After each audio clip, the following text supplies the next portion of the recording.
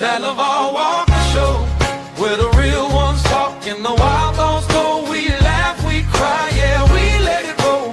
Healing through a joke and a story for the soul. This that LeVar Walker Show. Turn it up loud, let the whole block know. From pain to punchlines, watch the wisdom glow. Yeah, this that LeVar Walker Show.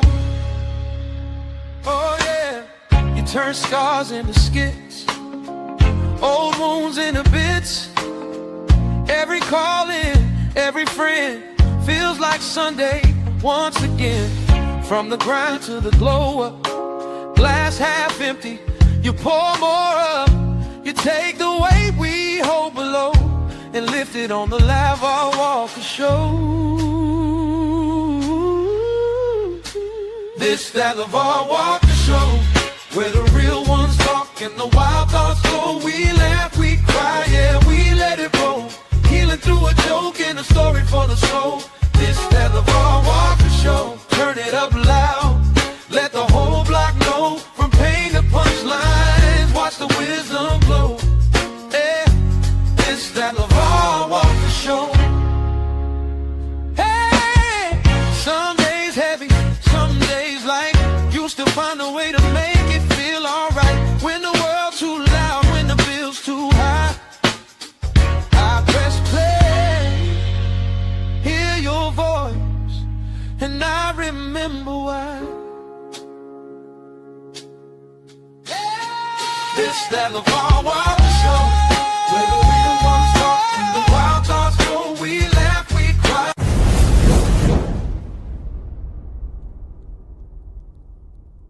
Yo, happy Friday. Welcome back to the greatest show on earth. We are in the building again.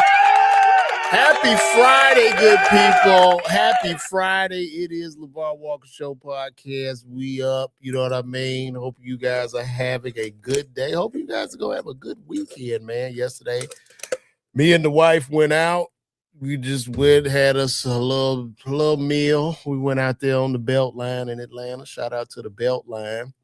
Sat down, had some good food, couple of cocktails, just vibed it out. You know what I mean? It was good. It was great. And then came back home. I had a little bit of a headache. You know, I guess when you drink like you're in your 20s, man, that shit is rough on the body at this age. Head was pounding. I had to get up about 3, 4 in the morning and get a couple of Tylenols, wash it down with some water. And I couldn't really sleep because the pounding, and it was getting to me. But I'm cool now. And then I had to wake up too to take my son to class. And on his way taking him to class, I tried to listen to the new Game. I don't know if y'all heard the album. Game put out a new album. It's called The Documentary 3, I believe. I listened to it. It has a great sound to it. It has like great production quality. And the Game in rap, he's always had like a great voice. Like his voice is very, very good. However, listening to this, the Game is 50 years old and he's still talking about gang banging, bro. Like, I listened to it. I'm just started locking to the lyrics. I just had to turn it off. I'm like, bro, we 50, man. This will be a good album for a guy in his 20s, like literally in the late 90s. Right? I mean, he is literally just talking about gang banging and blooding and cripping and fighting. I'm like, my nigga, you're 50, bro. You have to grow. You have to mature. Ain't nobody trying to be in those streets at no 50 years old. If you're a 50-year-old gangbanger, nigga, you're a loser. You have lost the plight in life. You've lost. You have lost. If you still walk around with a rag, a bandana, you've lost. I want to hear the Game talk about some real. You know what's real at 50? At 50, taking your kids to school, checking in on your parents. You know, our parents are getting older. Nigga, getting a colonoscopy. You know what I'm saying? No 50-year-old trying to be out in the streets fighting and shooting and so I just immediately dismissed it. I just didn't see any maturity in the album. I mean, sounds it's a good sound, but just no maturity. And I'm like, if you're gonna talk about Carisha, which I've done, and I talked about Carisha and that Spin That song, which is horrific, I would have to talk about The Game at 50 years of age, talking about gang banging. Because at this age, you should think you should be a retired gang member. Or you an alumni chapter gang member? What are we doing? You know what I mean? And then you look at this trial with Keefe D, and you see these old gangbangers and how they look and how they end up. It is just not worth it. And we're not providing a good example to the youth, man. Straight up. So that's my take on the album. Good sound, good quality, but you got to talk about something else, bro. Grow up. It's really just grow up, man. Grow up. I really look forward to hearing. And the thing about it, when it comes to rap music and rappers, your biggest rappers on earth are like Ye and Drake. You know what I mean? They not talking about nothing gangster. It's pretty much party vibes. It's pretty much just a vibe. Like it's not nothing. Ye and Drake are not shooting. They're not in gangs. But the music slaps and it goes beyond all boundaries. Like it embodies a larger group of people and they're able to sell big records. So I got to give Gang for the album. I'm going to give them about a 5. Definitely a 5. So we're going to have my homie join us, man, today. My homie Lil Earl is going to come in here. Let me send him this email. Let me see. Early.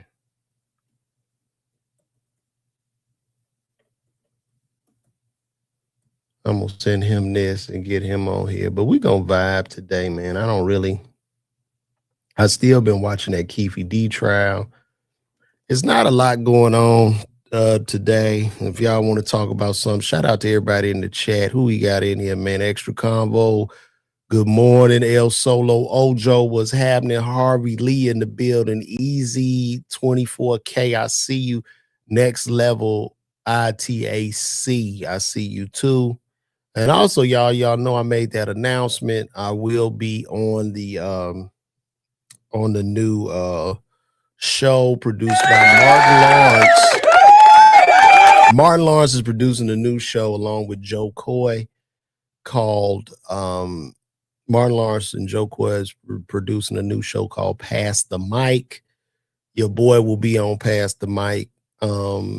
I'm probably, I think comics will do about 10 minutes. It'll be a show similar to the Def Jam or Shaq All-Star, something like that. But yeah, I will be on it. And to get that call from Martin really meant a lot because in high school, I was Martin. I embodied Martin. I used to try to do everything Martin did. I just thought Martin was the coolest. You couldn't tell me nothing about no Martin Lawrence. Right. And Martin had dominated the 90s. And this is not, I ain't trying to, dick ride or nothing like that. This is just fact, man. When you talk about Def Jam in the 90s, Def Jam was the Martin Lawrence show. Let's just keep it funky. Martin was on fire, man. I don't think Martin gets his flowers for how big and how great of a comedian he was. And I'm not just saying this because I'm on this show. This is just fact. And this is me from my childhood at 16, first seeing Martin is Bill Allen House Party. And then seeing Martin do his first stand up, and I didn't even know his name. And I remember being young. I'm like, oh, Bill Al telling jokes on the thing. He was Bill Al to me. He was Bill Al for a minute. And then to watch his career over the years, watch him just rise, the Martin show and the Def Jam. The Def Jam really solidified it. And I know people are really into crowd work and things like that. But it was bro, Martin was doing that on another level every week. I don't know if y'all remember watching them old Def Jams that first season when Martin Lawrence hosted, but like he used to be tearing the building down. And I had talked to some older comics, some of my OG comedians who actually taped the original Def Jam. And they were like, listen, man, they taped it in New York and they were just like, bro, Martin to go out there and they cut down what he did, but Martin to go out there and do like 40, 50 minutes. Like he just be rocking out, like building, shaking, the building on fire, bro. I'm talking about tearing the walls out the building. And shit, he, get the show ready already, go back and tell everybody they ready. But and then at that time, comedy was so scary at that time. Comedy was scary, bro, because during that Def Jam era, when you watched how black people react when you was funny, like running around, jumping up and down, stomping, clapping, you would get that same reaction in reverse if you sucked. So they would boo you, bro. They would boo the shit out of you. And they used to boo at Def Jam. That's why Bernie Mac, like a comedian, got booed really, really bad before Bernie Mac came out. And that's why Bernie Mac did the I ain't scared of you, motherfucker. I ain't scared of you, motherfucker. You know what I mean? That's why Bernie did that. So Bernie within that second just adapted. And that's what real stand-up is, man. You paying attention to the elephant in the room. And in those seconds, he made the adjustments. He came up with that callback. I ain't scared of you, motherfucker. You know what I mean? And every time he hit it, you watch Bernie's confidence go up and up and up and up and up. And he just shut the show down, bro. So many people, that first season of Def Jam popped off. Your Chris Tucker, your Bernie. I think Steve Harvey was on that first season. Not to say that Def Jam popped him off per se, but like you just had some very, very strong and talented badass comics on there. And speaking of Chris Tucker, when Chris Tucker did Def Jam, and I think Chris Tucker had by far one of the greatest Def Jam sets in the history of Def Jam. When he say, if a nigga ride me, he just be practicing. Come on, man. Yeah, I mean, it was phenomenal. Like his couple of appearances he had on Def Jam were phenomenal. And he shot off to superstar status. And when you think about Chris Tucker, when you talk about overnight success, Chris Tucker damn near blew up as big as Eddie Murphy, I think within 5 years of doing stand-up comedy, which is insane, bro. Insane. Another Atlanta guy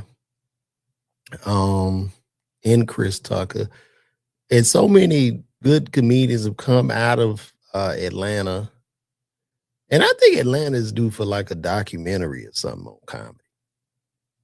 I really do. Y'all don't realize like the history that we have here in Atlanta with comedy. Because this is where I'm from Chicago, but I started my comedy career in Atlanta, and I've been in Atlanta ever since. Joe Torre was good. Yeah, man. What would Joe do? Because Joe would do that. Is he ready? Or some shit. He had a little saying he would do. He'd come out and rock it out. But he did his thing. But it's full circle for me in my career to have, Martin bring me out or bring me up. You know what I'm saying? I've worked with Kevin, of course. Shout out Kevin Hart, Amy Schumer, now Martin Lawrence, which is dope. So it's really great. We got Earl in the building, the brother Earl Cofield. Let me make sure I got this echo thing on before I bring him up. Okay. Y'all give it up, man. Very funny brother, man. He come out with me sometimes. Y'all probably might have seen him on the road with me, man. Y'all give it up to the hilarious Earl. What's happening, Vaughn? But some of y'all might know him as Little Rail. Nigga hilarious. Or as Tony Wood says, Lil Rel stunt double. That's hilarious. But no, I was sitting up here just talking about it being full circle with me uh doing the show with Martin. Absolutely. Like because Martin was one of my heroes in the comedy game, and I was just going over like Def Jam. See, you real young, Earl. I remember Def Jam though. So how old were you when you saw that? You must have been a baby. I was young. Like we used to watch Def Jam. Like I remember like late 90s because Def Jam, my mama, God rest her soul, passed, she would have us watching. Now my father not too much, but I was watching Raw. Even though again it was years later, but I was watching Raw, Def Jam. So I didn't see it as it first came out. It was early 90s. That's pre-Martin show. But I ended up watching Def Jam in like late 90s. I was like 6, 7, and then watched it all through 2000s too. So I'm a comedian, so I'm real big on that. I found out that Martin wanted Russell wanted Eddie Murphy to do it. And Eddie Murphy, he was Eddie Murphy. Like, I can't do that, Russell. He said, but I know a dude who's funny by the name of Martin Lawrence. Martin said he found this out years later. Eddie didn't even know him. Eddie just seen him around, thought he was funny, didn't even know who Martin was, but literally referred him to Russell Simmons.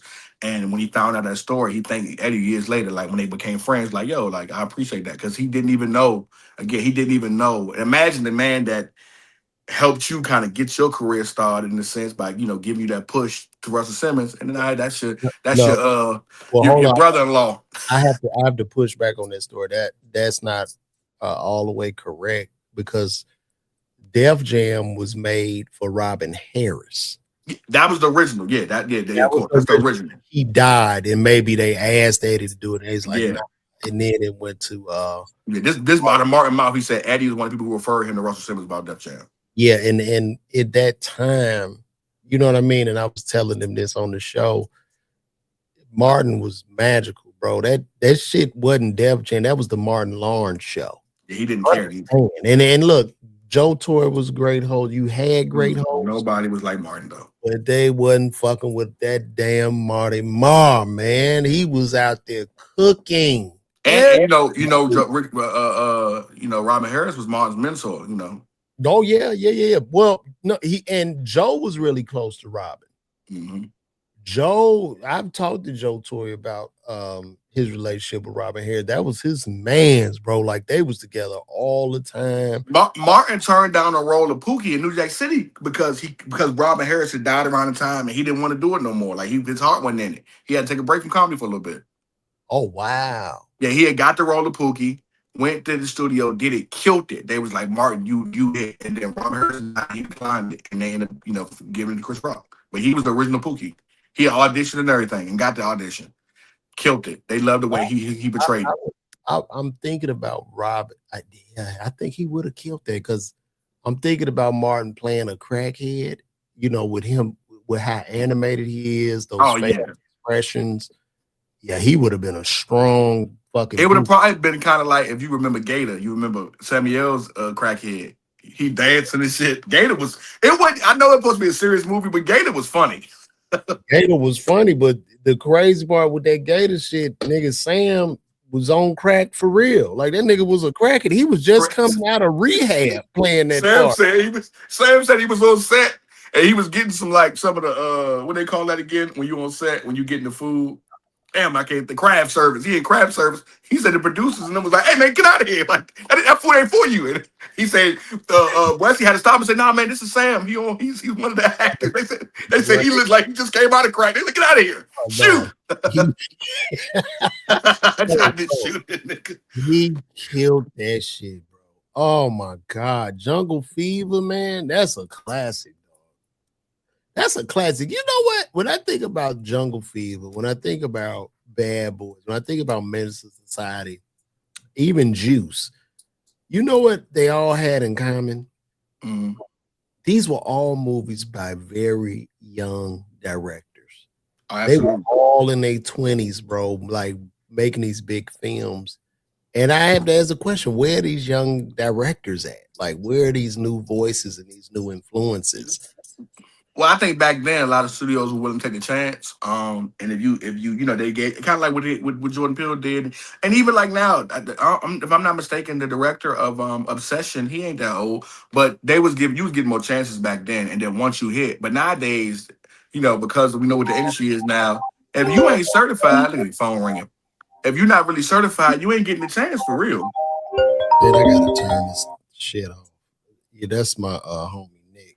They talked about back then, if you had one movie that did, and if it did decent, a studio would cut you a check, no problem. As long as you were proven, or again, they would give you one chance and you had to hit. And if you hit, you were proven. So guys like John Singleton and them, once they hit, they was proven. But nowadays, man, it's hard they want to, unless you come in with now what they will do now, you know this, LeVar, if you're a director and you got a vision, either the script is dynamite or you coming with your own money, I'm gonna put my little $750,000 down to make my movie.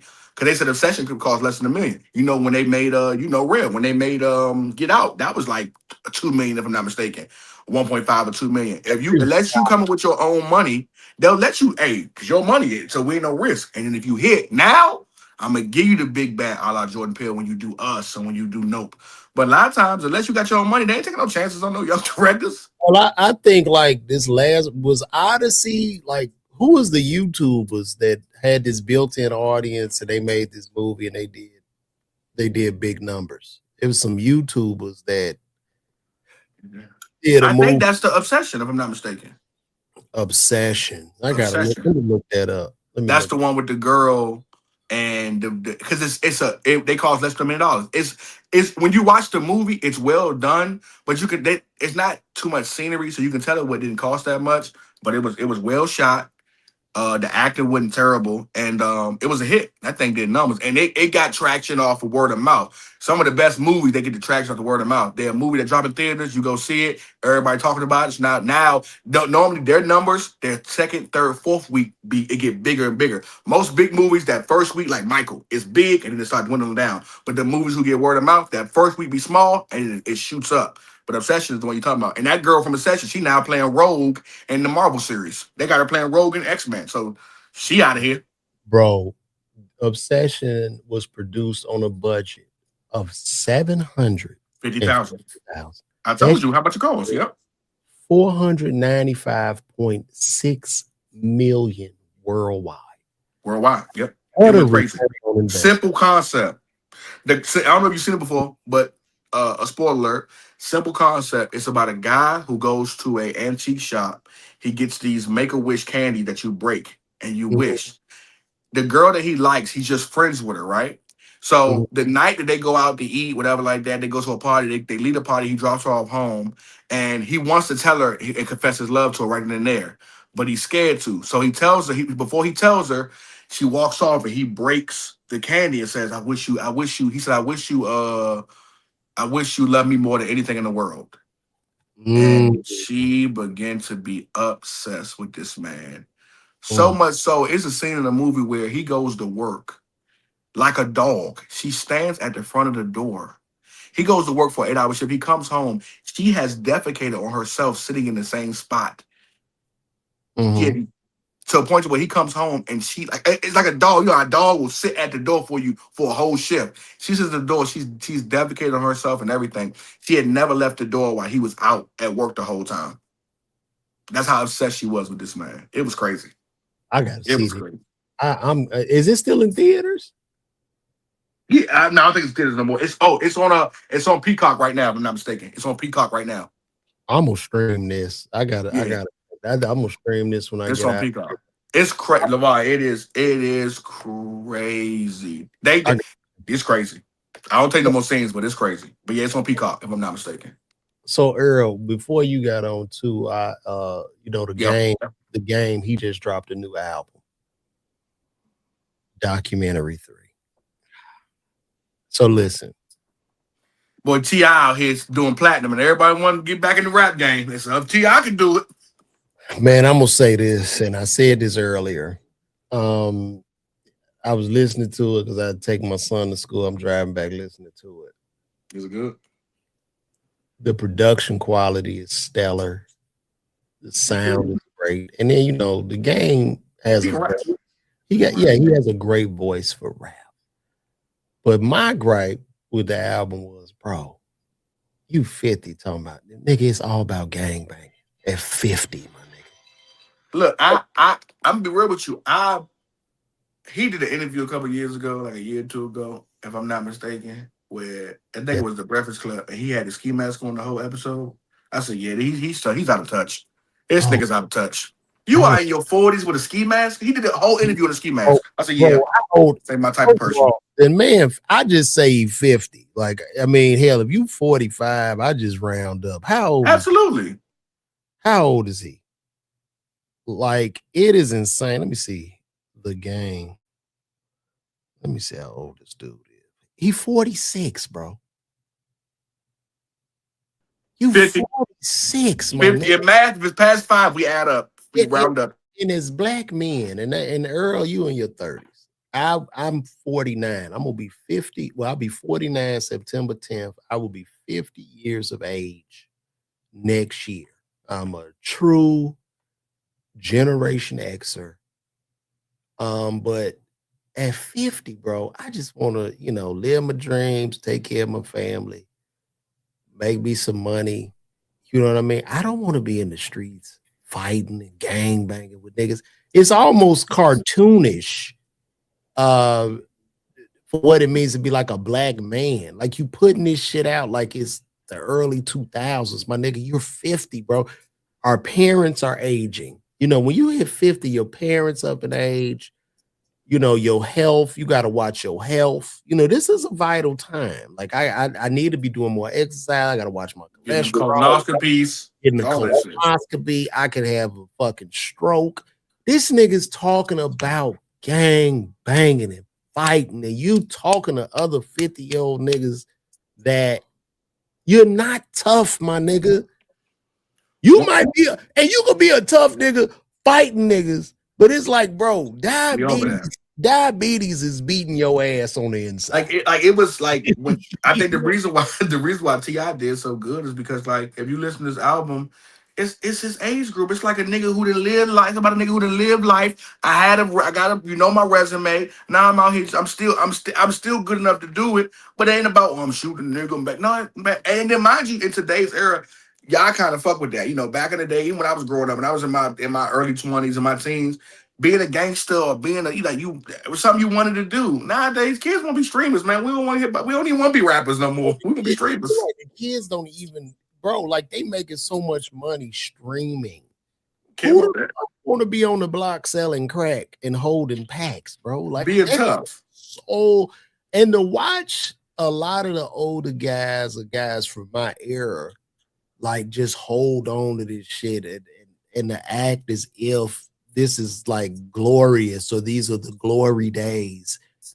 It's really sad and kind of pathetic. Like, bro, just let it go, my nigga. Grow up. This nigga old as fuck, man. You can't be 50 gangbanging. You got to go into the grad chapter. The Crips and Blood should do a grad chapter for the gang members, man. It's too They should kick you out at a certain age. Like, all right, nigga, you've retired from the game, man. Don't come on premises no more. Bro, if we catch you doing anything gang affiliated, nigga, we're not going to help you. Especially when you older, because, dude, at 50, man, 10 years sentence in jail, that's damn near life. Did you see the YG? Now, mind you, I think YG might be in his 30s because he's a little younger. I think YG might be in his 30s. I think he is. Let me see. YG. You talking about they verses? Yeah, so YG 36, so he only a couple years older than me. When you see that verses, now you talking about you 10, 11 years older than this guy. If that wasn't the most gang banging verses I've ever seen him, like, I said, Jesus Christ, they boy. It is so like, bro, like, okay, all y'all in here, all y'all with the shit. How many confidential informants was inside of this camp? Right? You know what I mean? I'm watching the whole Tupac trial. All these old gangbanging niggas on the stand, about 80% of them were confidential informants. They were on payroll. Bro, Keefe D was telling on everybody. He was telling on everybody. So Keefe D is the one. Keefe D is the one they said killed him, right? Killed Tupac, right? Yeah. Well, Who was the one that was supposed to be prosecuted against him? Keefe D is on trial right now. Yeah, who was the one that was prosecuted against him? He's also what's his name? He's one of the key witnesses, but what is his name, man? I forgot his name, but man, it was so funny You because talking about Mob James? Was it Mob James? I don't know if it was Mob James. I think it was another person who was supposed to be there with him. Another dude that was on Vlad. I can't remember who it was, but the dude was on. He on the. Yeah, these old niggas they out of touch. He on the stage. He like, man, I'm not gonna say nothing to incriminate this man. He said, I'm not. That's Mob James. Yeah, Mob James. He said, I'm not gonna say nothing to incriminate this man. Mob James was incriminating Keefe D by saying I'm not, but even by hey, I'm not gonna say this man shot Tupac, even though he did. I'm not gonna be the one to say that. Oh, that's hilarious. I'm not gonna incriminate this man. They said Mob don't know he's snitching by not trying to snitch. He telling by not telling. That's dumb, bro. And they look bad. They look I don't want this man to go to jail for life, even for the things he did. Like even though he did these horrible things. Mob James up there, he missing teeth, man. His health, he's in poor health. They look bad. That's what I'm saying. Like, I don't understand this culture where they keep trying, like, man, that shit old, bro. To all brothers, and the funniest thing is that let it go. The funniest thing is that it all started from a Vlad interview. Keefe D went on Vlad and told the story about how he killed Tupac in detail. LeVon, I remember watching the original. I remember watching the original interview, not when it played back. I watched it when it first came out, and I remember sitting there going, "This nigga just admitted to killing. We've been looking for Tupac killing for 30 years. You just admitted to killing Tupac." He told, I'm talking about detail for detail, how Puffy paid them, how they got to a fight beforehand, how they killed them, how he tried to collect the money from Puff. I said, this nigga is telling the details about how he killed Tupac. It was crazy. And then literally, as if, I don't know if he thought it was a like we wasn't still looking for the killers, or he thought it was a what they call it? When you basically the statutation that left. Mm-hmm. They came right soon afterwards, and then he gonna blame Vlad. Vlad had me out there saying all that shit, man. I ain't want no problem. I was just making up a story. No, you wasn't, Keefe. This story was a little too detailed. Come on out. Come on out, Keefe. We got you. It's sad, dude. He literally told on himself. Also, too, I can't play this clip, but speaking of the game again, I guess I could show you guys this. Now, here's the game right now. Now he addressed Kendrick Lamar on the track LA Monster from his new album, Documentary 3. And on the track, he says, I ain't got no problem with the boogeyman, and he ain't got a problem with me because I'm a LA monster. I might drive the roads today. The GNX scared the hoes away. So here we go. The game is 50.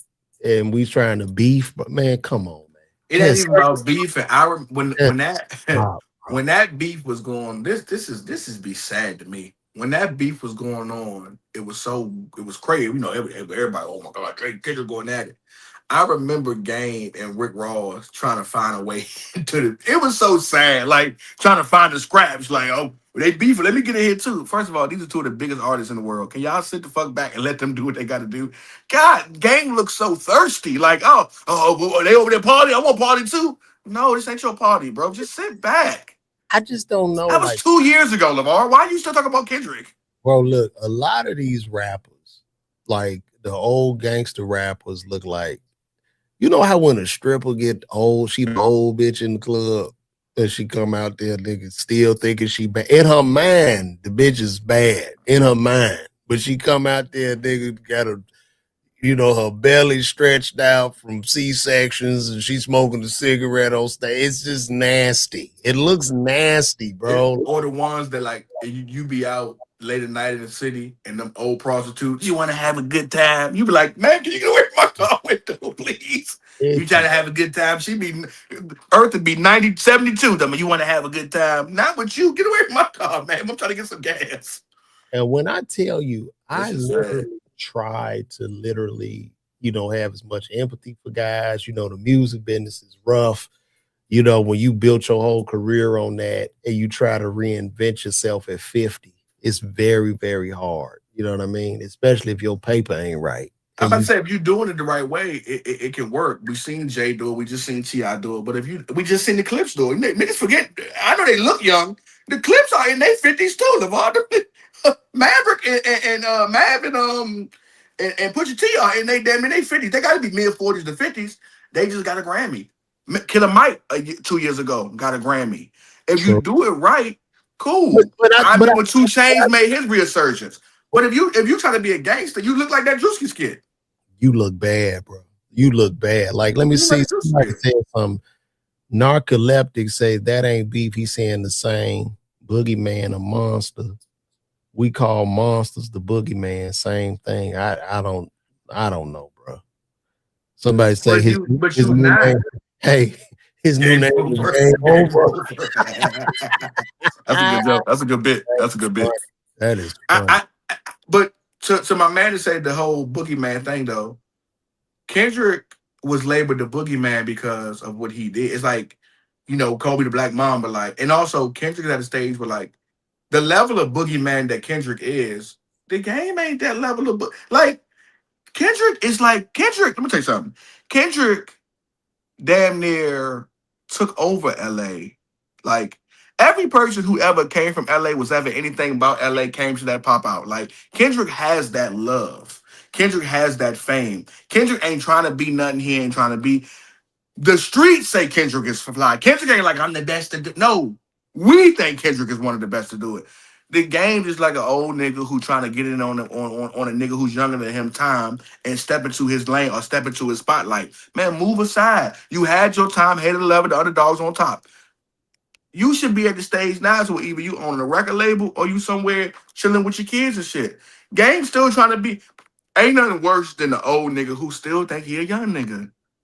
Have you ever met the old nigga who in his, you can tell by the way he talk, he act, like, oh, you still think you young? Me personally, being an older guy, when I see that nigga coming towards me, I go the other way. I don't even draw that. That nigga know when he coming to talk to me, he ain't gonna even come talk to me because I'm gonna look at him in shame. And I ain't talking about the young. I ain't talking about the older nigga who like might still had a fly clothes. No, I'm talking about his mentality is still. I'm 50, but I still like I'm 30. Like, brother, that was a long time ago. Bro, that is terrible. Them niggas are annoying, bro. Like I'll be like, yo, get the fuck away. I don't want to be around that. I just be lying. I'm out. You see when he did the interview with Black China Mama with Tokyo and what's my girl name? What's Tia Kemp and he calling them aunties and shit. I said, this nigga, Game, they're your peers. He flirt with them, called them aunties shit. I'm like, Game, you really think you still young? Game, you are the same age as them. These are your peers. They say aunties because y'all like my aunties. No, they're not. You know what happens too, bro? I think like your youth is kind of like, the way I look at it like this, like a woman is at a peak. Like when you at your peak as a woman and the top basketball player is the top basketball player. When that top basketball player retires, you kind of wash too, I think. Do you understand? Even if you are a great, you still walk. Now listen, you're a legend, but you're still watching the sense of basketball. It's like I don't care about basketball talk. Like a Charles Barkley, a Magic Johnson, a Michael Jordan. These are some of the greats of all time. A Shaq, but like basketball wise, like I don't want to see you pick a basketball up again. You can talk about ball. You can be at courtside of games. I don't want to see you touch a basketball again. But when you think about I'm trying to figure out a way to equate this. But when you think of like a basketball player and the hoes that chase after these players, all these hoes are in this era, you know, basketball players at the height, the young hoes that's chasing them. Those hoes need to retire with the basketball player. Absolutely. Absolutely. Whatever era you come from, that's when you. So if you was in your 20s in the Allen Iverson era, You should have retired in about 2013, 14 when I allowed to retire. That should have been when he said I'm gonna hang it up, You know what I'm you should have saying? hung it up too. Yeah, bro. But I think like it's a generation holding on because of LeBron staying around for so long. You know what's so funny? Because now she looked good. It tore me up. When Jaylen Brown is 29 now, but at the time he was about 26. Yeah. When he was dating Bernice Burgos and she was 45, I had no idea Bernice Burgos was 45 years old. And I listen, a lot of women be in their 40s, 20s, and you like, anyway, Bernice Burgos, when I found out she was 45, I was floored. I said, what? That is a grandma, bro. And fine. Literally, her daughter has kids. Bro, listen, when I see guys kind of hate on her, like, bro, you gotta be kind of gay or something. Like, I don't. LeVar, poster, please. Can you poster? Yeah, I'm about to pull This is a 46-year-old. I'm looking at it right now. This is a 46-year-old woman. Where? I'm about to post her. Right. Bernice don't look a day over my age. She don't look a day over 32. Bro, that woman is flawless. Let me see. I'm trying to find a really good pic. I want to find. I'm looking at all these. Well, I can send you one because you know I'll send you one. She is gorgeous. It's so many. I want to. Let me. Damn.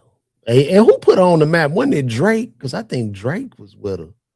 It might have been Drake. I'm sending it to you. See if I can see if you can get it from me sending it to you. Or do I need to send it to your email? You can text me. Yeah, I just text it to you. I'll text you a copy. We're gonna see. Lord have mercy. Oh, that's the perfect one. The one I sent you. I'm about to pull it up right now.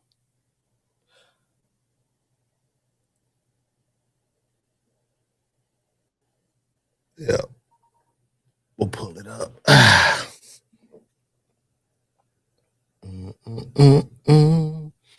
This is not the look of a 46-year-old woman. Like some women, they'll just be talking all, I still look good. I'm like in my 20s, I'm in my 40s. You were like, child, please, you look every bit of 46. You might look 42.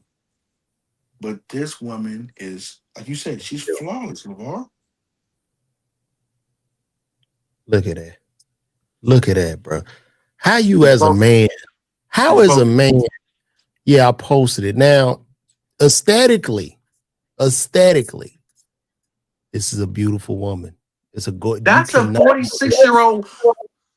You can't hate on her beauty. Now, I'm not trying to necessarily simp out because I'm gonna keep it a bean too.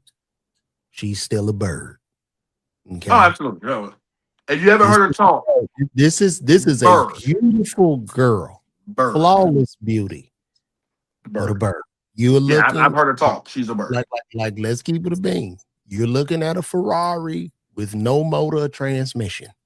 But if you on the road, say you're not married, you on the road, you see a lady like that, she on your line, you have a conversation with her, you tell your homies, boy, I picked up this badly young little joint out in Atlanta. I mean, she trophy, like, you know what I mean? It's just really. If she told me she was 46, she would have to show me her ID. Like, you're lying. You're not 46. This is a 46-year-old woman, people. Yeah. 46-year-old woman. And this is a now pic. This is a pic from 10 years ago. This is how she looks right now. Right. And that's a 46-year-old, also a grandmother. She's a grandmother. Yeah, T.I. was on her too, I believe. Was it Tip and Drake? I think T.I. messed with her. But no, she cold, man. I mean, she's a beautiful woman. Jesus. Absolutely beautiful woman. Yeah, but I did hear her talking. That's where it all breaks down. Oh, man, I watched the Joe Budden podcast, and I watched them. Oh, they just gravel to it. I said, bro, she sound like every bit. When LeVar say a bird, bro, I think I'm gonna pull it up. there are certain women. I'm gonna tell you, bird, right? There was one woman that came out. She had went viral. She's a if I'm not mistaken, she's a bottle girl, whatever. They said they call it the nightlife. She said that a man has to give me $40,000 a month. If he wants me to sit down and not do nothing and just be his girl, he got to give me $40,000 a month because that's how much I make as a nightlife girl. So if you want me to sit down, you have to accommodate for my bills and what I do. So if a man is willing to give me $40,000 a month, and men have done it for her. If a man is willing to pay my monthly fee of $40,000 a month, so that way I can still maintain my lifestyle without going out and doing what I normally do, then that's going to be required. And she said it with so much confidence. You can tell there are women that are doing this. And Paul Pierce came out and said it, and I agree. Some of these brothers in this game, Lavar, have tore this game up. Oh, this is it. Bro, listen. Well, they probably 46-year-old woman, by the way. 46. Now, I want y'all to listen to this. This was from the Joe Budden podcast. I don't know if they're going to, damn, they might copyright me or some shit. Oh, I better say you might, because I know, Joe don't play by this. Let me find another. I ain't gonna even play that shit because I don't feel like having to go. Yeah, Joe don't play about his. Joe on it. You gotta pay $150 a month Patreon to get his clips. Oh, really? Yeah, his Patreon, he has a clip subscription. So if you want to clip his shit up, you gotta pay $150. But some people make so much money off Joe Budden, $150 ain't about nothing. They pay $150 a month. Because I'm gonna make $10,000 off of Joe Budden clips. Yeah, it's $150 per tier. I'm trying to find another clip. Let me see. I'm gonna go on YouTube. It should be something where she's talking. Let me see here.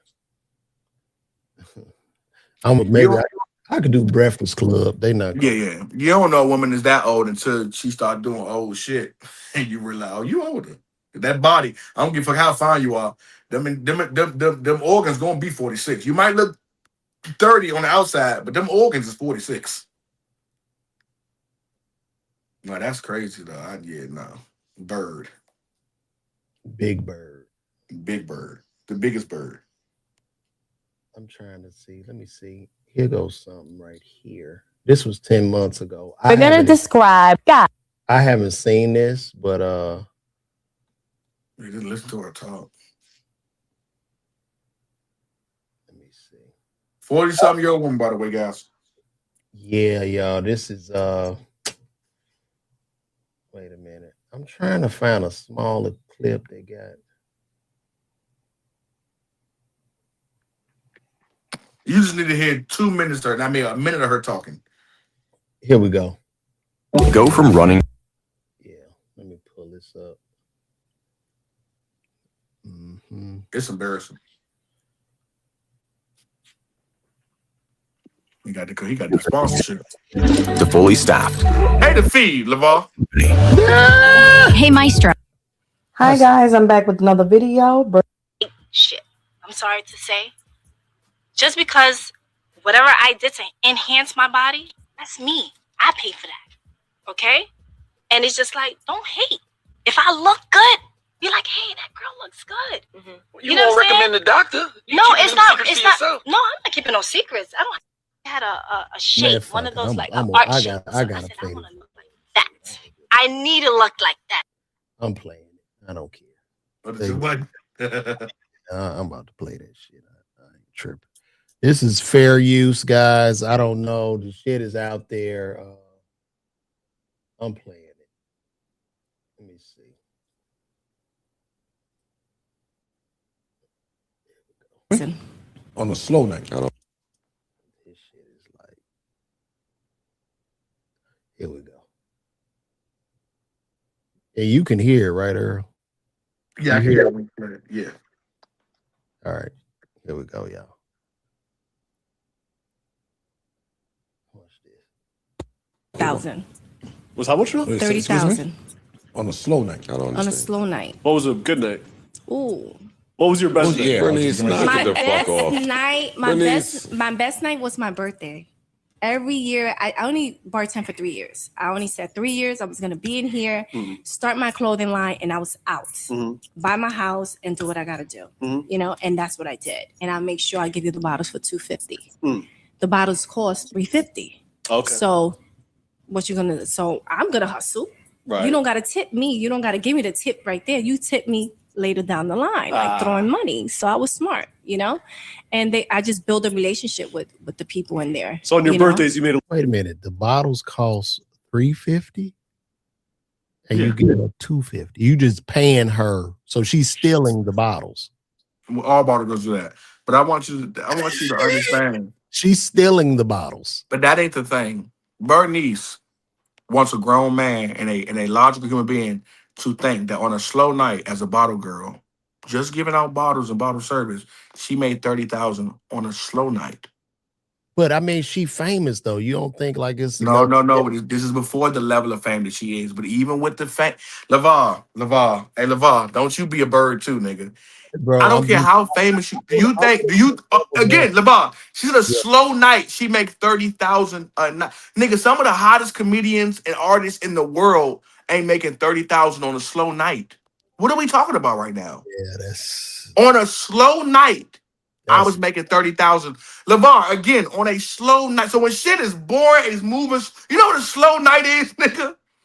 But look, oh wait, 540 Drake. We're not hating on her. We just said she was beautiful, bro. We just said fucking drop dead. You see that? This is a 45-year-old woman. You see how she looks? This woman is fucking skin is flawless. She's a bird.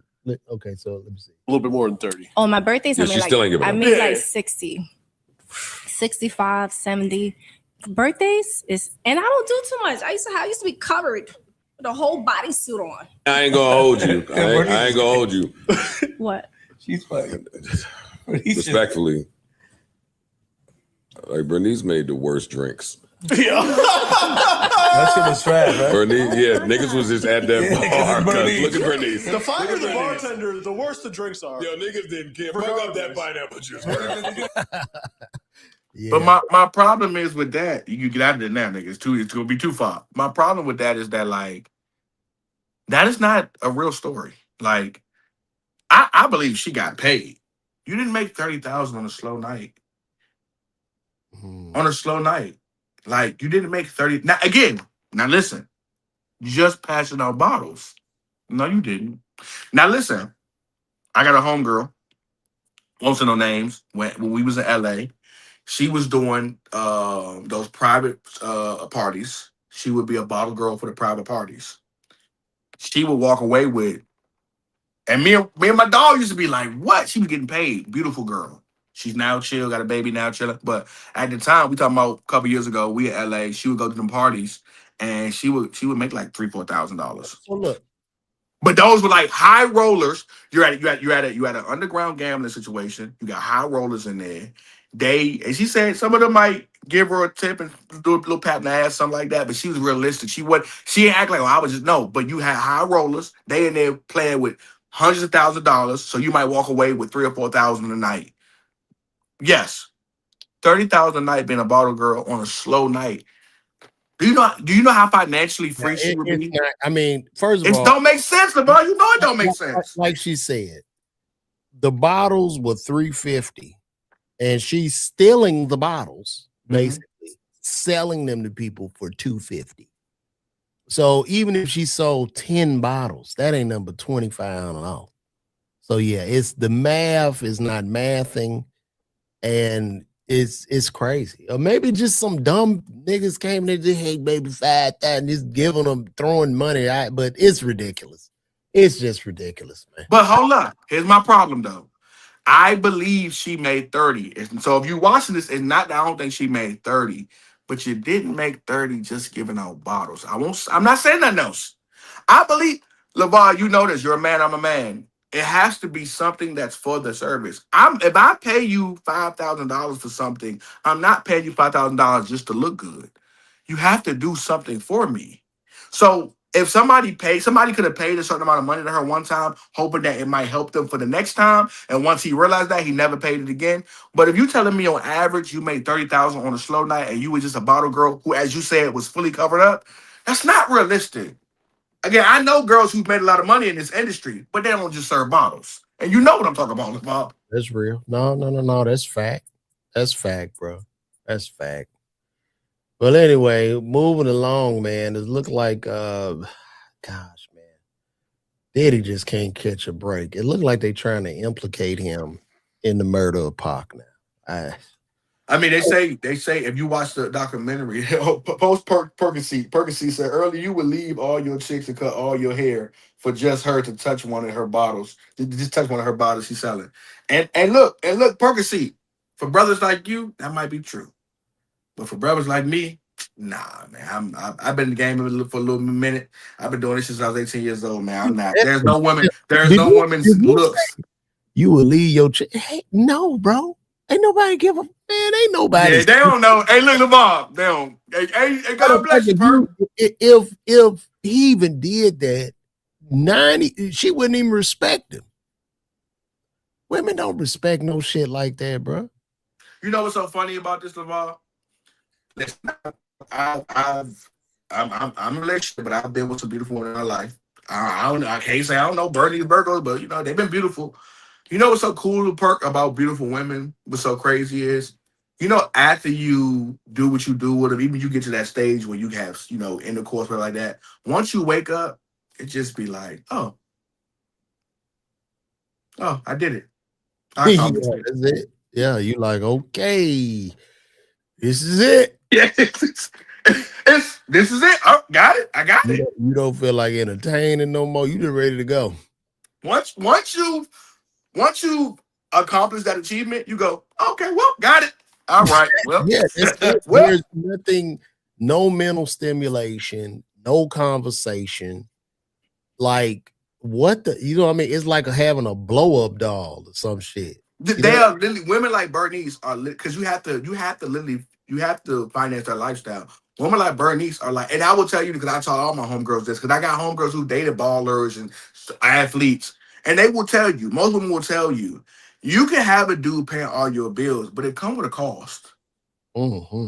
The level of respect a man has for you when he does everything for you, we talking about from your feet to your head. You don't pay a dime, you don't go, dog. It's like having an extra daughter. Like, it's like having a child.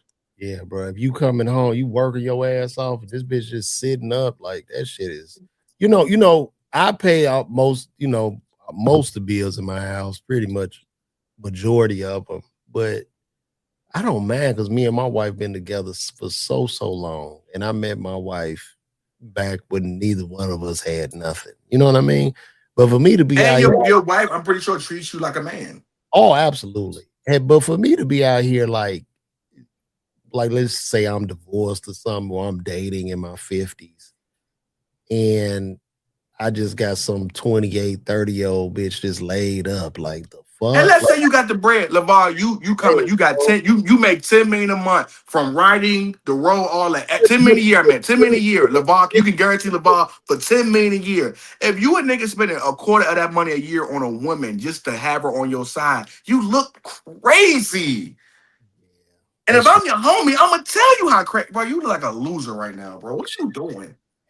It ain't no pussy on earth that I'm about to just sit up and it's like, are you mentally stimulating? Are you cooking? It's like something like, what are we doing? You know what I mean? But let's take a look at this with this Diddy situation, man. This man can't catch a fucking break, man. In jail, still getting accused of shit, man. So here we go. This is a lot deeper than that. Sean Puffy Combs was supposed to have given money to Zip Martin to give to Mr. Davis for payment of the Tupac murder. 500,000, you said, a million. He rekindled that relationship with Mr. Zip and get him to talk about the money that was given from Sean Puffy Combs to Mr. Martin that never got to Mr. Davis. This is a lot deeper than that. Sean Puffy Combs. But the story was is that Puffy, and he talked about on a record, he said, pay $1 million to get you wiped off this. So he offered them $1 million to kill Tupac. He said he'd give you 5,000, and then he'd give you another 500,000. So it was the guy he's talking about. He was like one of the kingpin gangbangers. Like he one of the head gangbangers. He the one who hired Keefe did him. So like, say I'm your little homie, LeVar. You one of the head guys. I'm your little homie. You get an offer. You say, look, man, we're gonna bust this down. I'm gonna give y'all 500,000, and I'm gonna keep 500,000. Puff's gonna pay some $1 million to get it done. I get 500,000 for giving you this connect. You get 500,000 for making a murder. Puffy give you the 500,000, even though I did the work. You don't give me the money. Okay. You disappear on me. But here's the thing, right? When Pac, there was a series of events that happened leading up to Tupac's death. And it started with some guy in the mall getting jumped over a death row chain, I believe. Yeah. I think a guy in the mall got jumped by some Crips and they took his death row chain.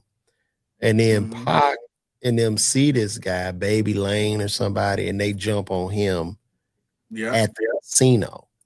How did Diddy get involved or even implicated in this? Because Diddy didn't plan that this guy would get jumped, which would lead to Keefe D and these guys going out to look for Pac. So Keefe D and them, that was pre-planned. They said that Diddy, literally, they said that they said it was weird at the time. When they went to Vegas, they said that they drove from, if I'm not mistaken, they drove from New York to Vegas.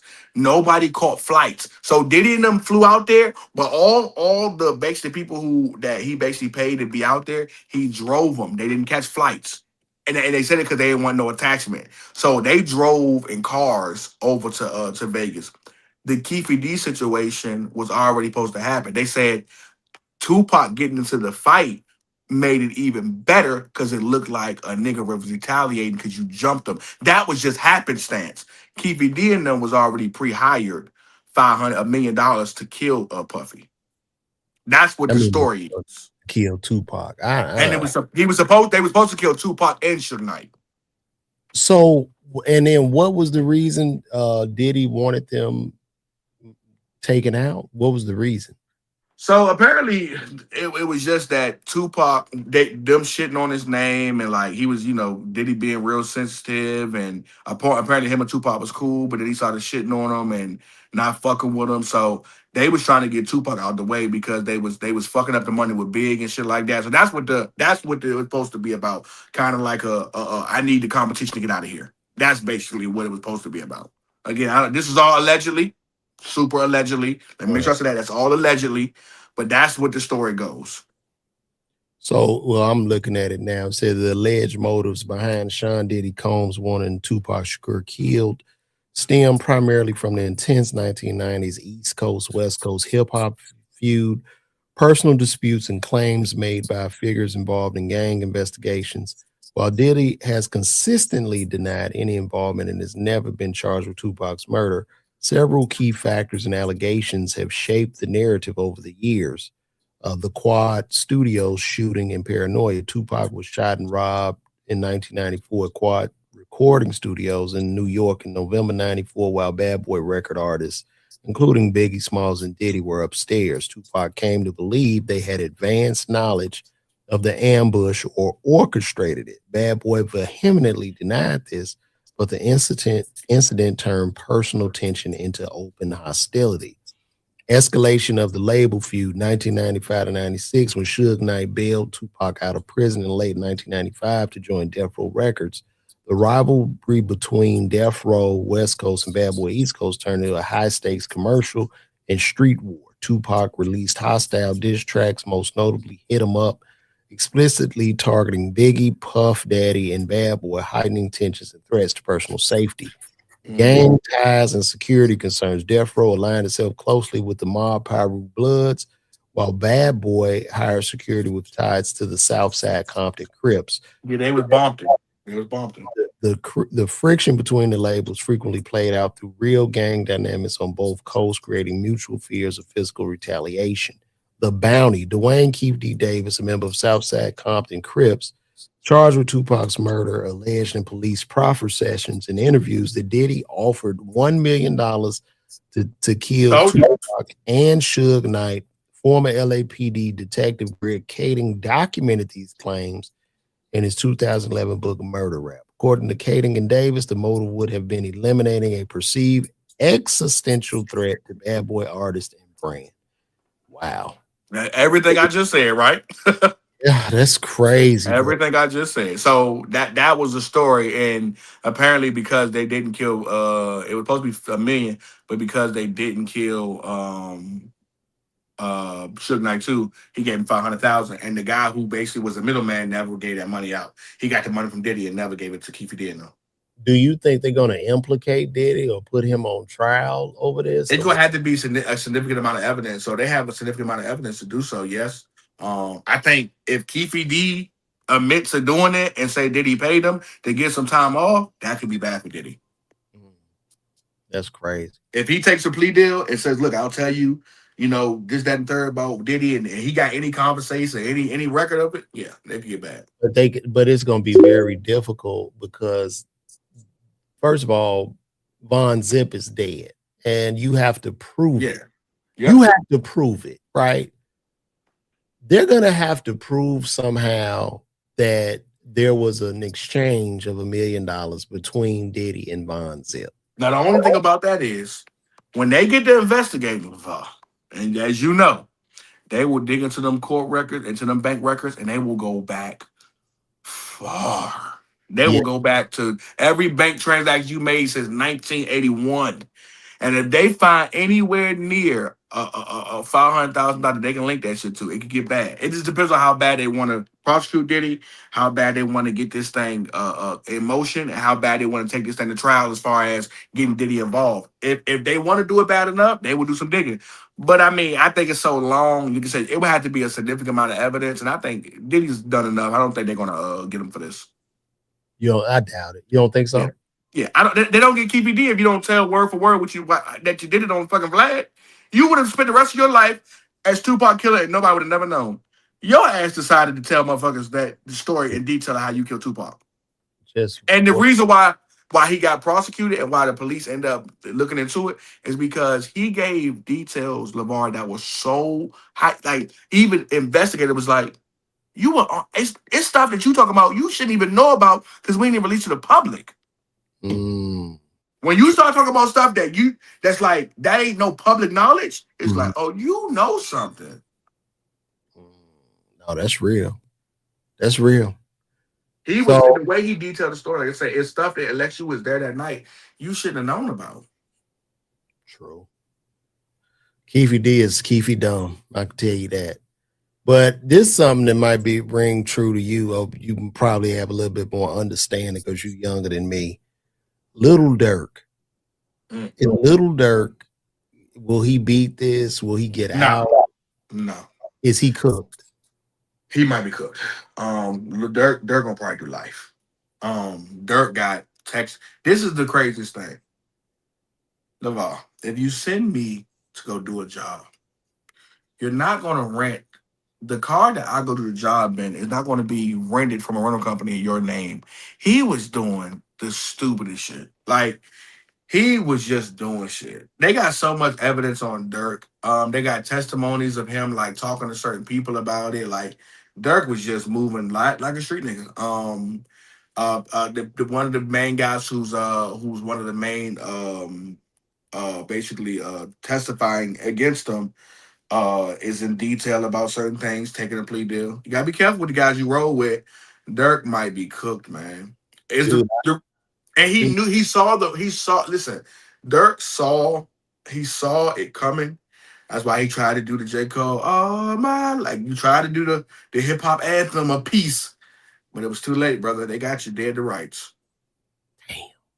They said so many people in Durk's camp have turned on him and are prosecuting against him. It's bad. It's worse than the Young Thug situation. It's bad. Damn. He might be cooked. And even if he they saying the short sentence is 25. And you know how this game works. Durk might be late 20s, early 30s, if I'm not mistaken. You get anything over 15 years, Durk, it's over with, brother. Your shit is dead. Even if you get 15 years, by the time you get out, we won't care. But I think you better hope you max B. Bro, the way hip hop is moving now, bro, I think if he was, if Durk got released right now, what would happen? He would go crazy. He would go crazy. Oh my God, he would go crazy. That you did what you did. Listen, if Pooh Shiesty was released now, it would go crazy. The fact that you are who you say you are, that is part of like, oh yeah, we can really believe what you're talking about. It would go crazy. But if he do 10 years plus, nobody care. Look at Tory Lanez. Tory Lanez was hot. I love some Tory Lanez stuff. after 10 years, brother, unless you drop a consistent music, we're not gonna care when you're in your 40. I don't want to hear a 4-year-old nigga talk about what a 30 nigga talking about. How detrimental would it be to the youth if Dirk was released? Wouldn't that be detrimental to the community? What it would display is like the only way him and Pooh Shiesty could get out is if Donald Trump pardons them himself. What that would mean to the community of like just the things you could do, like it would basically influence a new group of kids who think that like that lifestyle is cool. It would hurt us. It would be detrimental. Here's the thing: if he comes out and he's apologetic and he's glad he made it out and he's a different person, cool. But if he come out and he's almost, he's standing 10 toes on it, that'd be hard. That'd be bad. I think this is how I feel if Dirk is to get released. They say that he faces a mandatory life sentence. Okay, well, if he was to get released and beat this, I think it'll be detrimental to the community because I think it would encourage other youth to travel down the same path. Because I ain't gonna lie, bro, we went through a lot of different eras as Black people, from segregation to the crack era. And I think that drill music era, of course we had gangster rap, but that drill music, I'm gonna kill you era of music, man, bro, that did a number on Black people. And I think to release him, for him to come free, the message that you are sending to the youth, specifically in Chicago, is like, oh, hell yeah, I'm about to give me some bodies, Joe. Yeah, the problem that is that, you know what I'm saying? That drill era with Chief Keefing them, the problem with that is so many people actually died. Like, they was killing people, dog. And it got to a point to where it was reaching out to different places. That drill music was reaching out to Florida. It was hitting New York, and you was getting the Bobby Smurda cases or like the Julio Fulio. Like those people, they started killing people, and that whole smoking on my dead Memphis, that smoking on my dead, that became like a thing where I could kill somebody and then rap about it and say I'm smoking a pack, or I'm smoking Tukey pack. I'm smoking packs of, oh, I didn't kill the nigga, so now I'm smoking the weed in his honor. That became like a thing that like we kind of idolize now, to where like we use that as sports. Like if the Lakers blow out the Mavericks by 40, we say Luke was smoking on that Cooper Flag pack. Like that's how we talk now. But I'm gonna be honest, and being a Generation X man, I just think it's specifically my generation, Gen X. Bro, I think we were under some type of CIA psyop. The way we worship and kneel to the altar of all things gangster, killing, worshiping criminals, we did that shit, bro. It started with like really my generation specifically. Glad you admitted to it. Rap hit, bro. It was like, man, everybody, because the pretty girl, you know what I mean? The pretty girl, man, she wanted a gangster thug nigga. So and a lot of niggas chasing pussy. So a lot of them, yeah, you was corny. You was corny. Gangster. I want to be hard. I want to be tough. And it was like this imagery of what it means to be a Black male was defined by this, bro. But then you got to a place to where the women who wanted that, it was a cool outlook. They started to actually see what that life came with.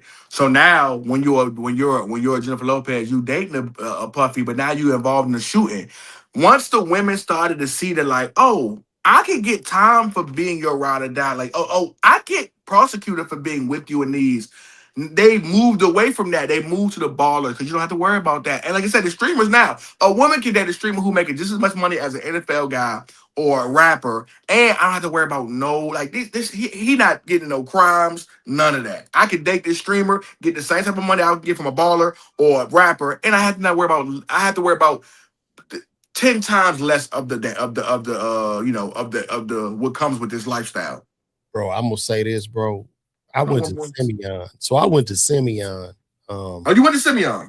Yeah, I went to Simeon. One of the greatest high school. Y'all got some hoopers come out of Simeon, dog. That's it. Academics, nada. That is a get, boy. Let me tell you something. Simeon in the 90s, bro.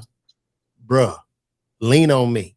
Okay? Lean on me. Do you That's how understand? Benji Wilson got shot. Lean on me, bro. When I was coming up, I went to high school in 1991, Simeon. Crack was on fire, bro. Oh yeah, late 80s, early 90s. Yep. It was almost magical in 1992, 93. You know what I mean? There was a lot of cats that was selling big dope. I knew a brother, man. We used to flip quarters in the homeroom, man. When we was freshmen, his herringbone was thin. Earl, that bitch grew. That bitch started to grow. Like, you know what I'm saying? I watched his herringbone get big. Well, it wasn't the same shape, but I'm saying within a year, nigga, that bitch was like that.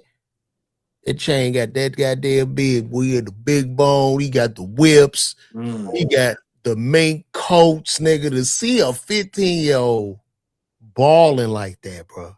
And back then, Yeah, in y'all era, that first bro. crack, y'all was young doing that. Like you Bro, I said, was a sick, 16-year-old would be driving a motherfucking drop top Benz coupe. You like, what is going on? Man, let me tell you something, man. One of the coldest cars, like I want to say 92. I remember my nigga pulled up 1992 in the Nissan Maxima, man, with the butter interior. I'm like, man, this shit is them Nissan Maximas were the shit. Them Hondas too. I know them Honda Accords was nice. Yeah, but y'all know what I'm talking about. If y'all know, you know what I mean. A 1992 Nissan Maxima, bro. Them bitches pretty. That shit was them bitches pretty. Let me pull it up. Yeah, post them. That body of car was the body of the car in the 90s, dog. That was the car.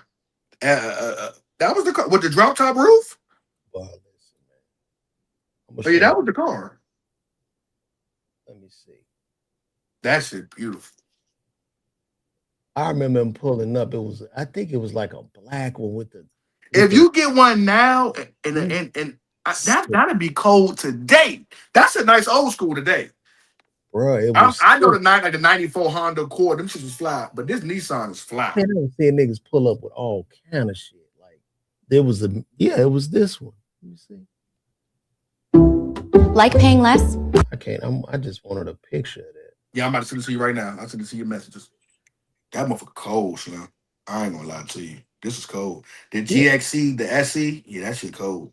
4-speed, 4-matic, 160, 190 horsepower.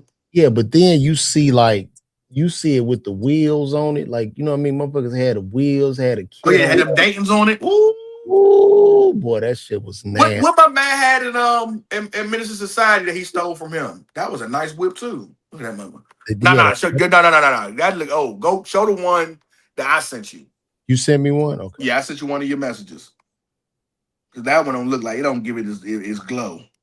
That one like one somebody had from back then. I posted like the one that like how it used to look. Yeah, that's hard. Let me see. With the gloss on it. Yeah, let me see. Yeah, let me show y'all this. Let me pull it up here.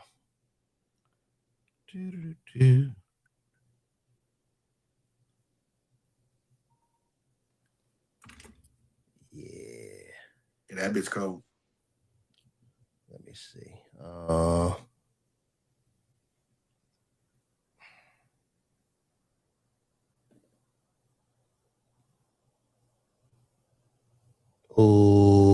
let me tell y'all something, man. Y'all see that right there? Now you imagine. That's cold. It's 1992. It's 1992, bro. And when I tell you, bro, we was starving. Like everybody was broke.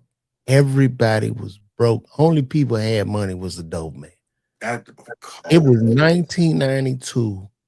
I'm in Simeon. I see my man pull up in this shit, man. With the you see the gloss on that paint? If you put the Daytons on that, he jumping out that hole in the mink, bro. What?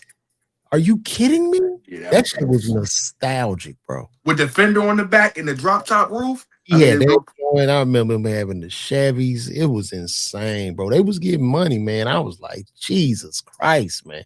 So much money. I got in a fight when I was a freshman in high school with a guy. His name was, shout out to Lerone Brim. If you still out there living, bro.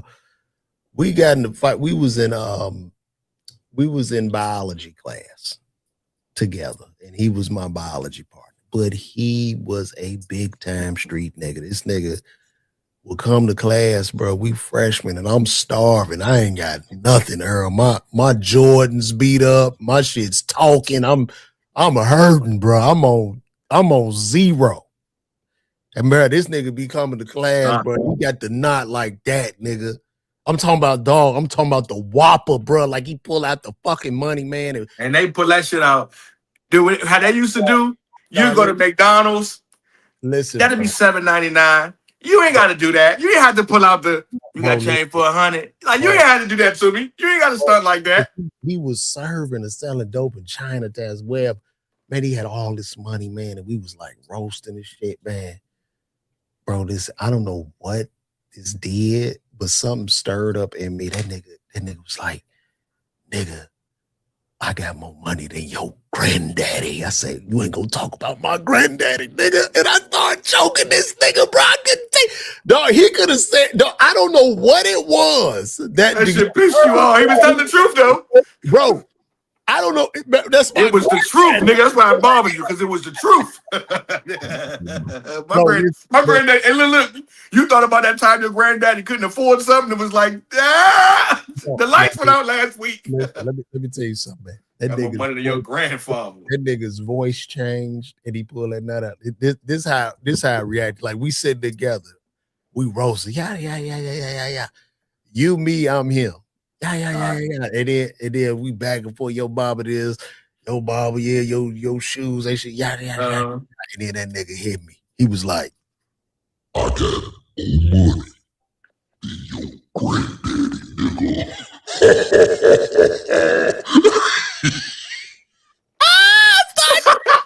I just locked up on him, dog. That shit hit your soul. That shit killed me, bro. Bro, we locked up in there, man. And I remember my biology teacher, man. I Mr. English. Shout out to Mr. English, man. It was a big football playing nigga in the class named Curtis Mitchell. He was like a linebacker, a big defense, one of them big backs, whatever, bro. And all I remember Mr. English, all out, get him, because Mr. English had like this real country accent. He used to call me walk around. Boy, you're walking around here skinning and grinning, all that. Walk around. Levon walk around. He called me walk around, and he called dude Cool Breeze. Cool Breeze. Selling dope and doing and carrying on. Bro, listen, we locked up like two dogs, man. All I heard my biology, Mitch, get him. That big old nigga came, bro. And threw us separated two niggas like puppies. We flew. He grabbed us. I'm talking about, man. I flew. It's like when you see two like puppies go at it, and you grab both them by their damn back of their neck. Y'all leave each other alone. He threw us like nothing. It was like paperweights, bro. And we was cool after that, man. We got paddled or whatever, man. They gave us a paddle. Yeah, they paddled. Back there, y'all niggas getting paddled in high school? Damn. Getting paddled, man. They took us to the office. We got our ass bust, and you know what I mean? It was all good. Yeah, we got paddled. They was paddling niggas in high school. They gave you an option. They was like, look, man, you know what I mean? Y'all get a suspension and y'all get this paddle. Oh, we take the paddle. Fucking nigga bend over on this. Pow, pow. They bust that ass, man. And you know what I mean? We was cool, man. Somebody in the comments said, when you get offline, LeVar, you going to do a shift at CBS? Nothing else to do? Nigga, no. Fuck CBS, bro. Like, nigga, no. The CBS is a horrible company. They don't give a fuck. They don't give a fuck. Walgreens just as bad. All them goddamn they don't give a fuck about the and if Rite Aid was still in business, they be just as bad. They don't give a fuck about the customers. They don't give a fuck about the employees. The only thing I say I got good at CBS is a lot of great bits. You can spend $920 in CBS. They still won't let you use the bathroom. They ain't shit, man. Bruh, come on, man. But Earl, y'all wouldn't, I guess, see you young. You don't know nothing about getting no paddle, huh? No, I ain't get no paddle. I do remember nap time, like, 'cause I'm a 90s baby, so I remember nap time. I remember when we actually had to take naps. Like, Get that ass get bust. you some rest, nigga. Now, I will say this, and before I get out of here, I got to meet up with our brother. I will say this. I grew up in an era where, and I think about it now, my teachers, like, I had a black teacher from first grade, from kindergarten all the way to sixth grade. I had all black teachers: Miss Green, Miss Thurman, Miss Peniston. Like, they were all black women. When I remember I was having a conversation with one of my homies. I said, "Dog, the way our teachers used to talk to us, we did like I'm talking about. We was motherfucker this and you, but it was so like common. You didn't go. I can't believe she's talking to me like this." My teacher said, "Earl, sit your simple ass down." And I'd be like, "My bad." Like, it would be no problem. Our teachers talked to us like they were our mothers or aunties when I was growing up in elementary school and middle school. And we didn't take offense to it. We would shut, like, if you don't shut the fuck up, Earl, if she doing a lesson, Earl, shut the fuck up. My bad. Like, we didn't, oh my God, did you just tell me? We didn't do that. It was like common back then. I remember that time when, like, a teacher could be almost a parent figure to you to where, or a teacher would not say hit you, but like hit you, like pop you upside your head because you're talking too much. I'm sorry, my bad. You wouldn't go home to your mom like, my teacher hit me. I remember that era though, where we wouldn't know bitches about it. Oh, I'm telling my mama. No, I was in the wrong. I shouldn't have said nothing. I shouldn't have talked. I was talking about you was supposed to do the lesson. But see, pop inside the head. In my era, where you told your mom your teacher popped you, your mama will pop you too. Yeah, what she pop you for? I'm gonna give you again. Exactly. So yeah, and that's and part of mine was that I didn't want to pop. So yeah, because my mama most likely she would agree. That's what you get. You deserve to get popped. Man, I do remember that era. Like I said, I grew up in an era where like we wasn't no sensitive ass people. We was okay with a teacher cussing us out, especially if we was wrong. Teacher wasn't just gonna be like, you mother. No, but if you was cussing, that's your motherfucking problem in here. Y'all always got something. Y'all always talking. Shut the fuck up. And we would shut the fuck. Okay, my bad. Well, look at Narcoleptic. It's funny. That nigga say LeVar old as hell. They stoned people back then too. Ah! He say, look. He say it was the paddle of the rock. That's hilarious. He said the paddle of the rock. Funny, bro. Oh, that's funny, man. You even get beheaded or you get a paddle. Which one you want? Man, shout out to Destiny McKay. They was on that shit when she was in the elementary. You know, yeah, that's like she about my age. Yeah, we was cool with that. Yeah, that's what it was, bro.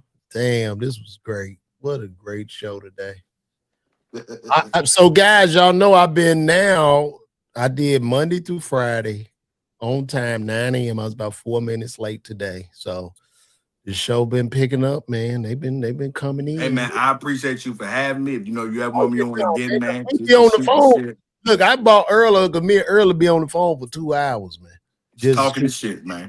Talk about shit like this. You might as well go online and do it too. Yeah, just go and do the shit. So no, man, it's all love, man. Anytime. I'm glad you came on too, man. Appreciate y'all, man. I had a good time, man. I'm out, man.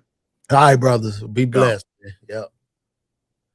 The good brother Earl Cofield was in the building, y'all. What else is going on in the world, guys?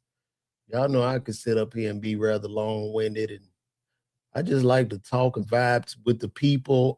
Shout out to who my brother say he was day trading, Alexander Estefan.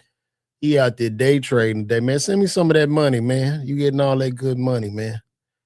Antoine Greer says extension cords were worse as BD. You ain't lying. That extension cord, that was hell, bro.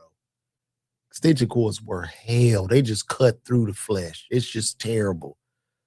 If it's a belt versus extension cord, give me that belt. You know what I'm saying? Shout out to Destiny again, man. Oh my goodness. That was a great time on there. I ain't gonna lie.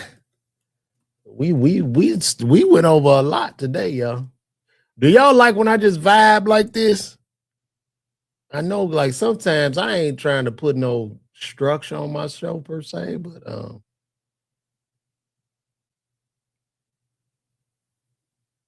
yeah.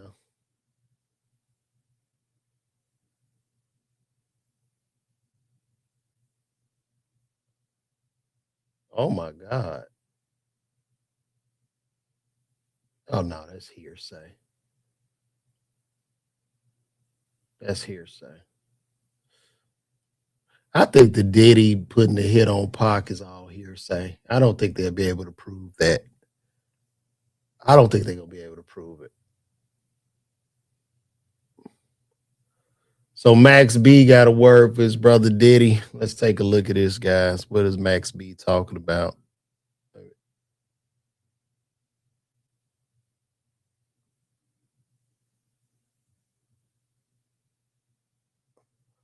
I don't have nothing on the screen.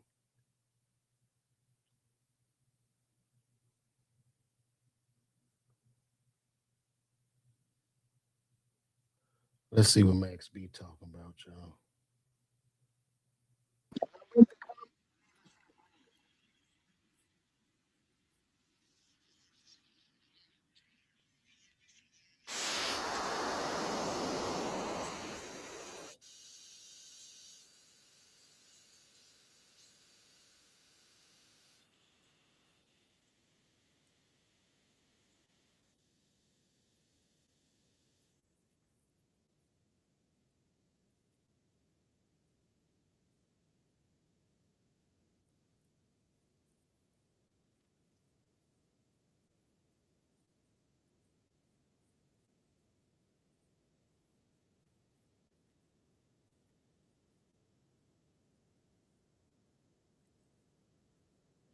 Sound?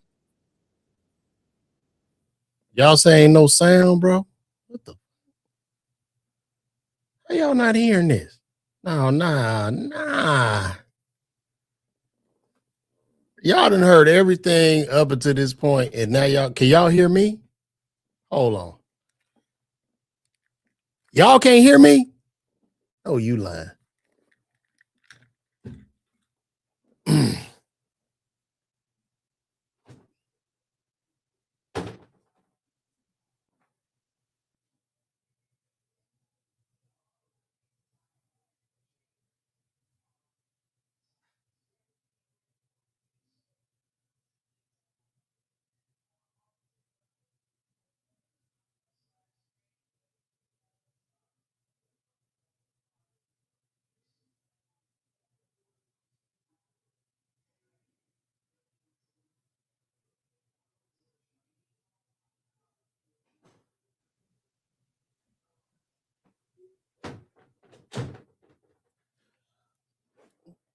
Did you say y'all can't hear me? Y'all can hear me. Y'all just couldn't hear the clip.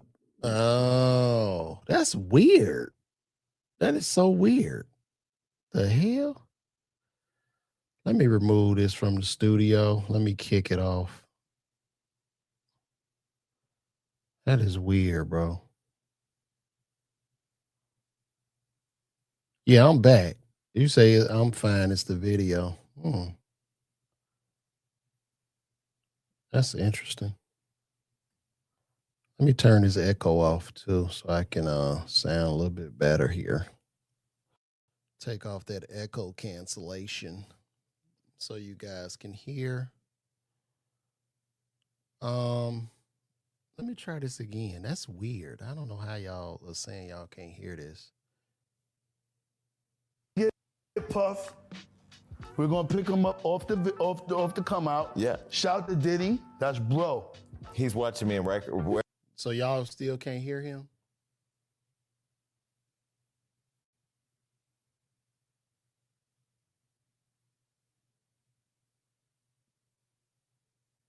You can hear? All right.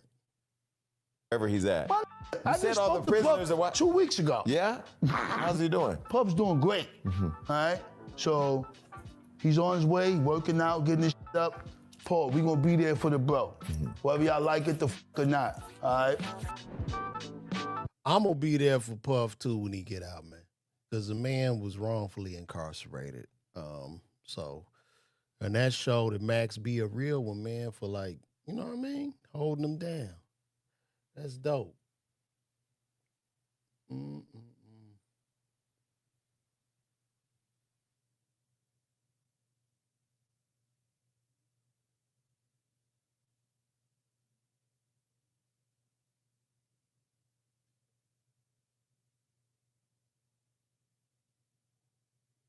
Texas, we see.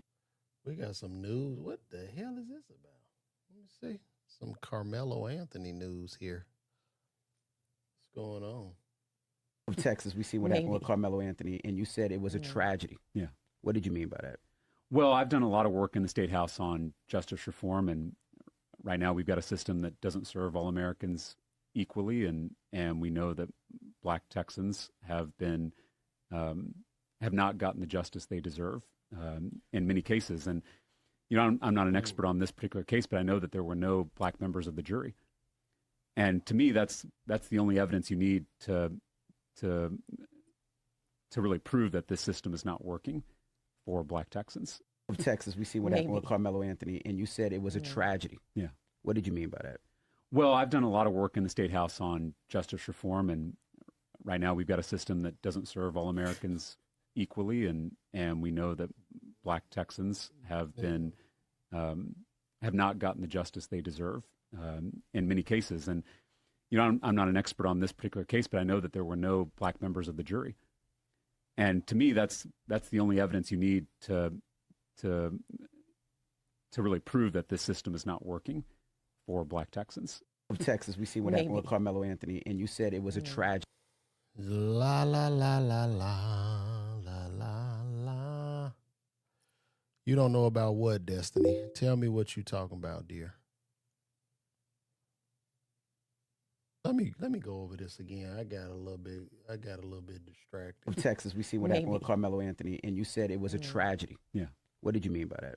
Well, I've done a lot of work in the State House on justice reform, and right now we've got a system that doesn't serve all Americans equally, and we know that Black Texans have been have not gotten the justice they deserve in many cases. And you know, I'm not an expert on this particular case, but I know that there were no Black members of the jury, and to me, that's the only evidence you need to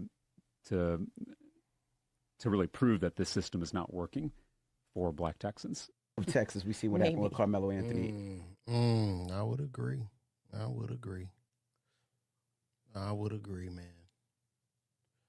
We got to be careful. I just wish that young man would have de-escalated, man. De-escalate. Teach our children to de-escalate situations. It's okay to walk away.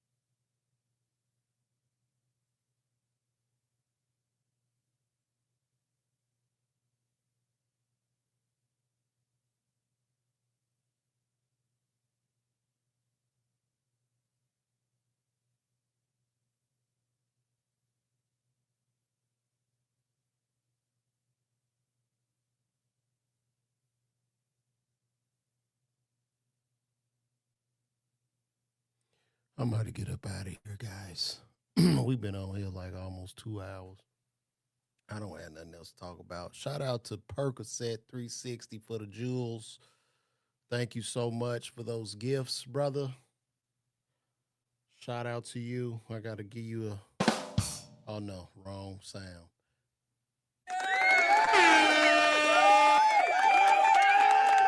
Percocet came with the jewels. Look, man, love all y'all, man. Y'all have a good weekend, man. I'm out. I'm going to be in Michigan tomorrow. I fly out. I got a show. And then next week, man, I'm going to bring y'all backstage so y'all could see. Sign up for my membership page on YouTube, and then I do some backstage footage of me performing for Martin in Albuquerque, New Mexico. So we had that footage. I had that footage for y'all, man. So I'm out, guys. Nothing but love, man. Y'all have a blessed weekend and be safe, man. So gonna wrap this up. I'll see y'all Monday.